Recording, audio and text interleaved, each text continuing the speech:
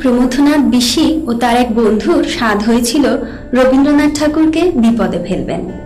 দুজনেই তখন পৌঁছে গেলেন গুরুদেবের কাছে। গুরুদেব তখন ছাতিম তলায় বসে লিখছিলেন। প্রমথনাথ বিশি গুরুদেবকে বললেন, গুরুদেব, আমরা দুজনে একটি কবিতার লাইন লিখেছি, কিন্তু পরের লাইনটা কিছুতেই মেলাতে পারছি না। আপনি যদি একটি কাগজ আর কলম দেন তাহলে আমরা লিখে ফেলি, আর তারপরে আপনি পরের লাইনটা লিখে দিলে খুব ভালো হয়। রবীন্দ্রনাথ ঠাকুর সঙ্গে সঙ্গে বুঝতে পারলেন তাদের মনের কি ইচ্ছে। একটি কাগজ ও কলম এগিয়ে দিলেন। প্রমথনাথ বিশি লিখলেন, কৃষ্ণপ্রেমী সবাই পাগল, রাধাই শুধু কলঙ্কিনী।